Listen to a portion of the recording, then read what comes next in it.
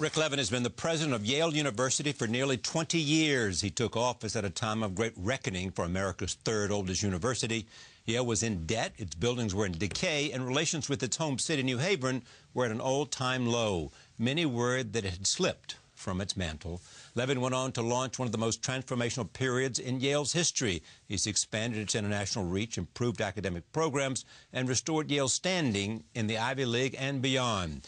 He will step down on June 30th. Here's a look at his 1993 inaugural address, which we will soon test. Here it is. At this time of looking forward, we reaffirm the values of our past to preserve and advance knowledge, to defend free inquiry and free expression, to educate leaders and thinking citizens, to teach the world around us to give scope for human achievement and to nurture human potential. We reaffirm these commitments not merely as ends in themselves, but as a means to improve the human condition and to elevate the human spirit. Let us resume our timeless labor.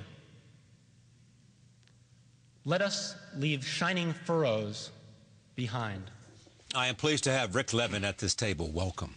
Good to be here, This Charlie. is not our first conversation. I've made many visits to your university. Right. How are you going to feel on June 30th? Well, it'll be a big change. Absolutely. I've loved this job, but I did think 20 years was a long time, a nice round number. I got to thinking last summer, they're going to give me a 20th anniversary celebration in the spring, and the only question people are going to ask is, when is he going to leave? So I figured it's probably the right time. A couple things to talk about. You know, Winston Churchill famously said, history will be good to me because I will write that history. He did. I get all these books are written by you. No, that was Shining Fur was a celebration of the presidency of Richard C. Levin. That one's about me. Oh, that's about you. Okay. And your book is a collection of speeches. That's right. Why this? Why a collection of speeches? Because you believe in speeches as a way to understand a man's mind or a woman's vision? Yeah, well, it's a very important part of a job of university president is to give speeches on important occasions. So there's all the freshman addresses, the welcome to the freshmen, the senior send-off. I've had, because of Yale's global efforts, I've had many opportunities to give important public lectures around the world at different times, and so they're collected here. I also have a couple things about the economy that, as an economist, are things of interest to me. I want to come back to that in a moment. Yeah. There is this, though. You've been there 20 years. Yep. The first person to sort of see that you had presidential possibilities, I'm told, was Bart Giamatti. Yeah, that's so it's told. He didn't tell me at the time, but he told me that he thought you shouldn't stay in a job as executive more than 8 to 10 years because pretty soon you'll start simply answering what you had already done. Mm-hmm, mm-hmm. You stayed 20 years. Mm-hmm. Well, I got different advice. I actually got wonderful advice from Henry Schacht, who had been the CEO of Cummins Engine for 23 years, later served Lucent before things fell apart there. I know him, yes. And a wonderful man. And he was one of my trustees when I started at Yale. And I asked him, how did he last 23 years at one company? And he said, you have to, every 5 to 7 years, you have to completely rethink your agenda. And if you don't have new ideas, if you don't have a new set of objectives, it's time to go. Yeah. And it is, in fact, incumbent on you to say to yourself what you just said. How do you reseed? How do you rethink? How do you, in a sense, analyze what you've been and where and what you're doing? Why did you, at Stanford, I think it was, study economics? No, I actually studied history as an undergraduate. Oh, you did? Yeah, and got to Oxford and did some philosophy and political theory, and only then came to Yale and did economics for my PhD. So I actually then I rephrase my question. Yeah. Explain that evolution. Well, history was a subject that interested me at the time as an undergraduate. I did take a couple of economics courses and liked it very much. But what'd you like about it? I liked the rigor, the logic, the way that the sort of theoretical framework fit together, and that it was actually a theoretical framework that was talking about something real. Yeah. And I went off to Oxford to start to become a historian and decided I like to say I was allergic to the dust in the Bodleian Library, but what it really meant was I was not that comfortable in what looked like a career that was going to be very isolating personally. I mean, I have great respect for historians. It's my recreational reading is mostly history, but you know, historians have spent a lot of time in archives, all by themselves, you know, researching things. Economics, which I liked, also seemed much more collaborative and also much more relevant to sort of the daily concerns. And then why did you shift into an administrative role? Well, that was much later. I think I've always had kind of an aptitude for organizing people and working with people, and you really knew you had that skill.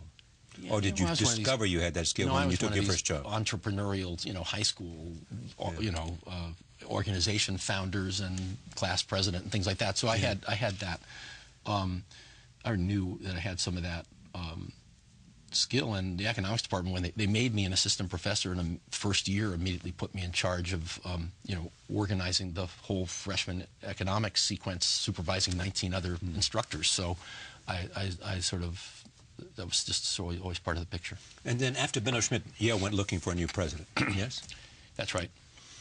They interviewed you early. That's right. How long did this process take? The process took a ridiculously long time. It started in June of '92 and ended up with a result in April, coming up next week, April 15th, 1993. How many interviews? I heard 20. I had 24 interviews, on all one-on-one or one-on-two. There was different people, with members of the search committee and the board. So there was a total of 16 board members and 4 faculty members who served on the 8-person search committee. So there were 20 people. Now, how did you approach that?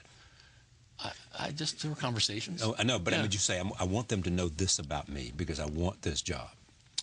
Well, they were just, people were sort of picking my brains about what I thought about Yale, about its current condition, about its future, about what the principal objective should be.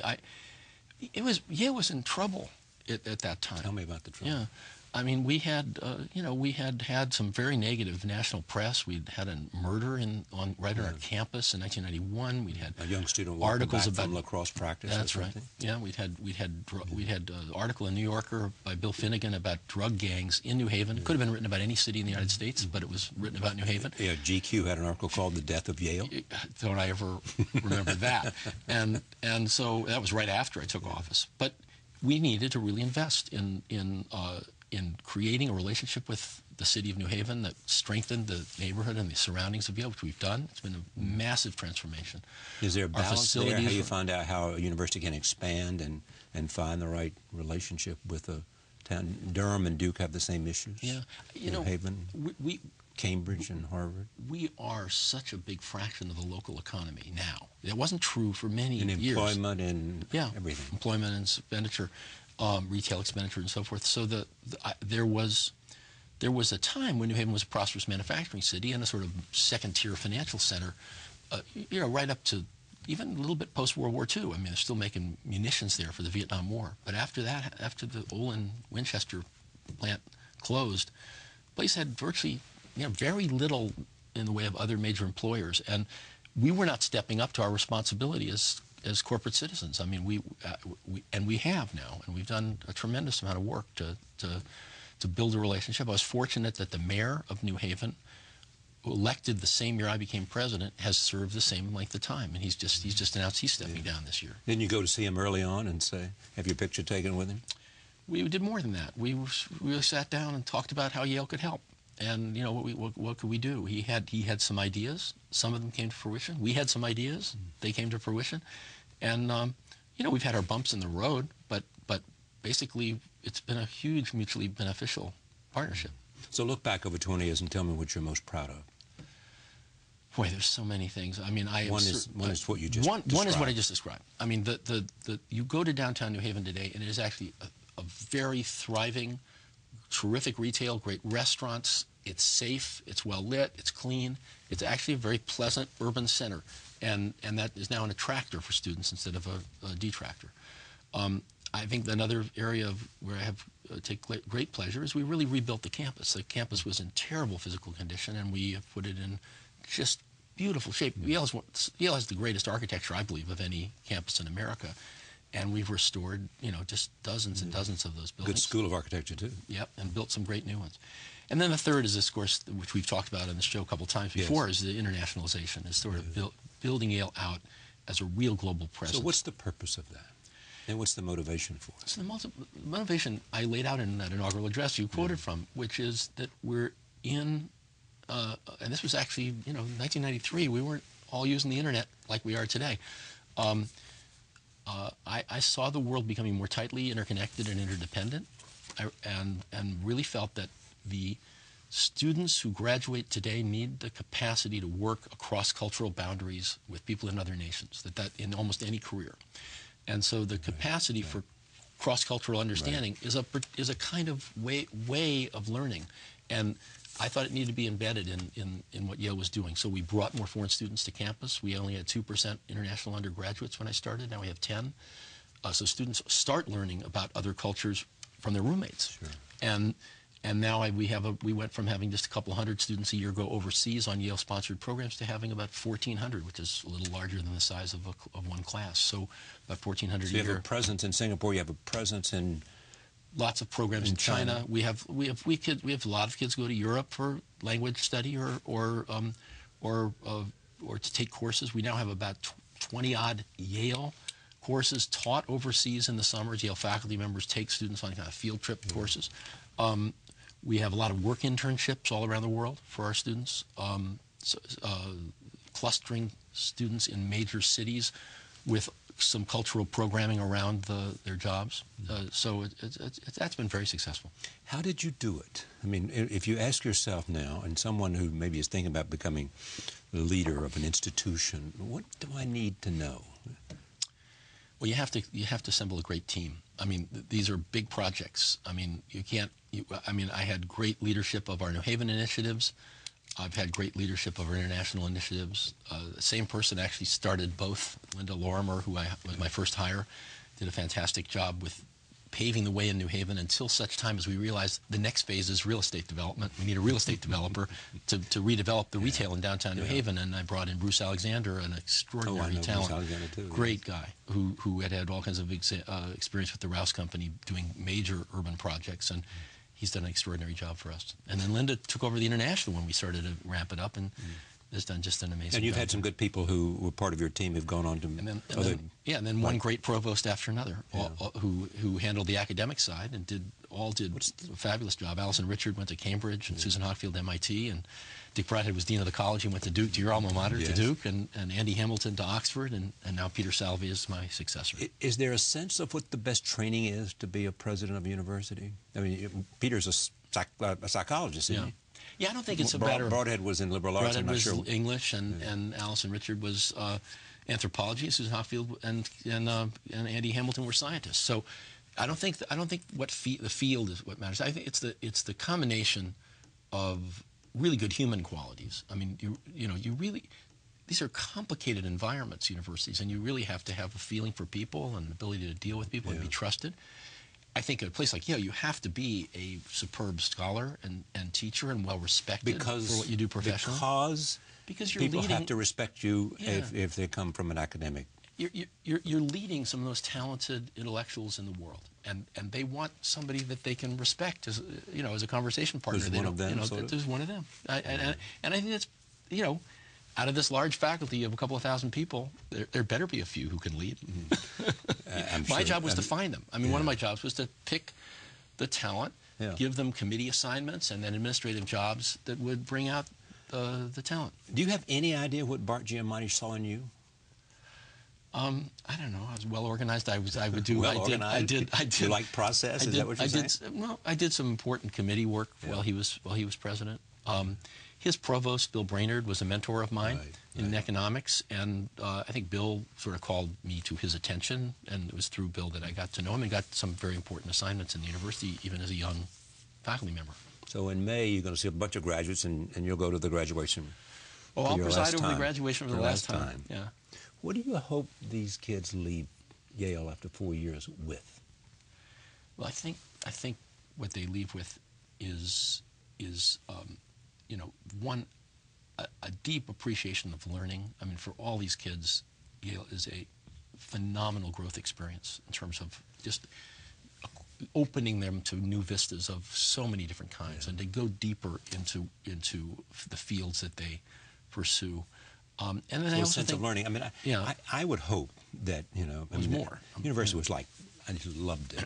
But I've been doing it now. I've been in a graduate education program for the last 25 years after I left school.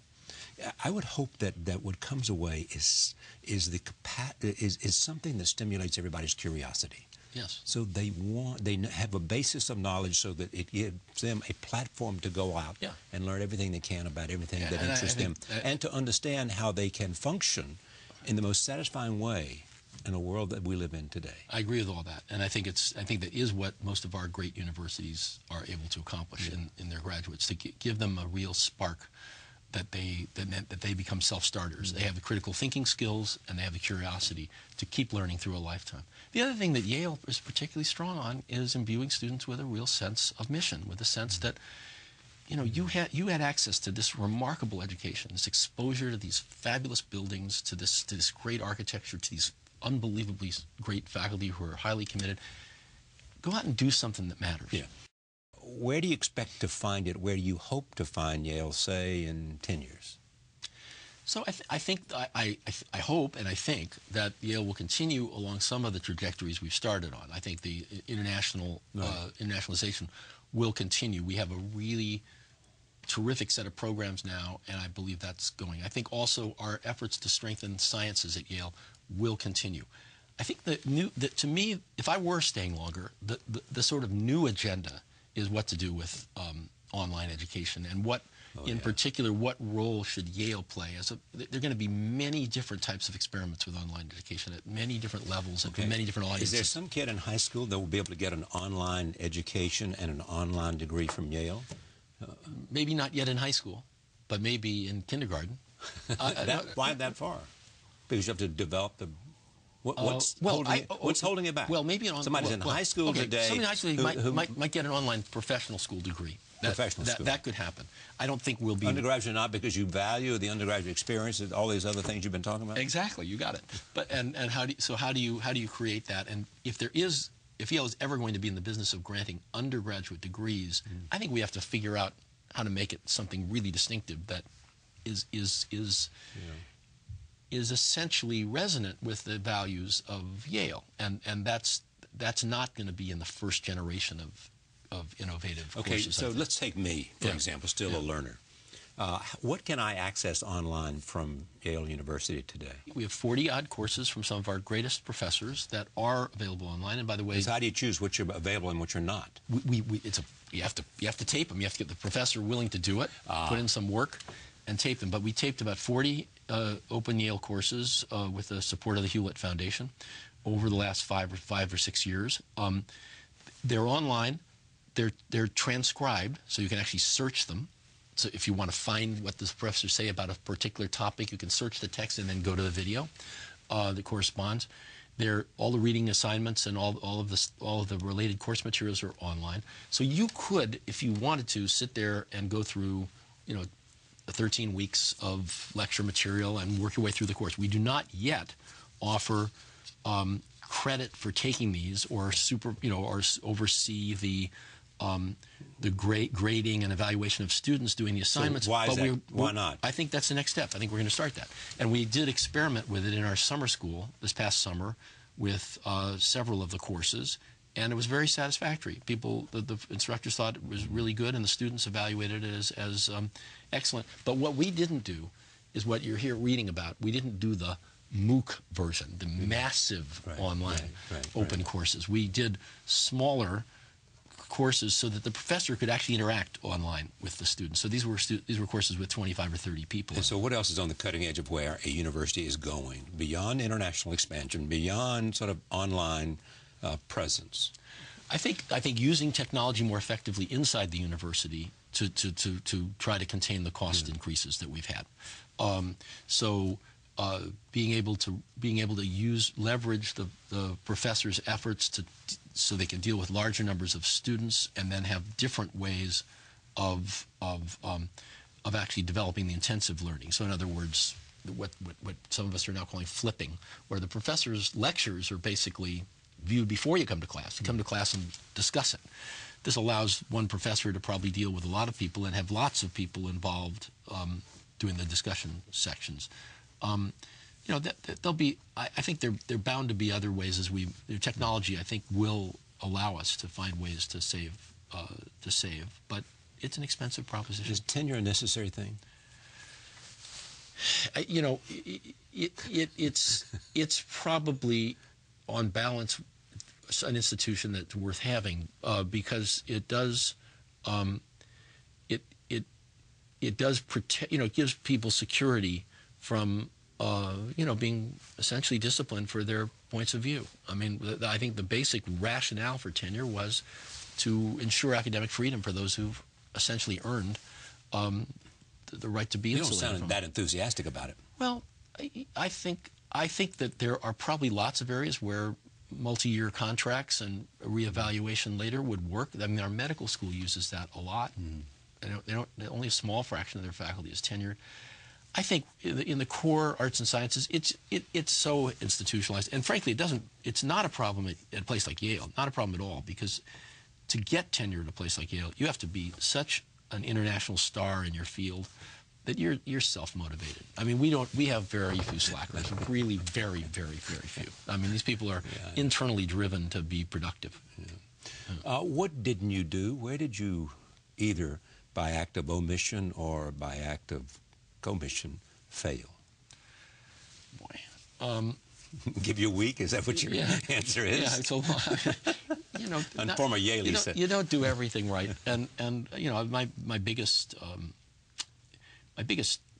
sort of catastrophe was the Bass gift. The Bass gift, yeah, where I was new. I didn't realize what trouble we were running into when they had a donor who'd given a gift for a new program.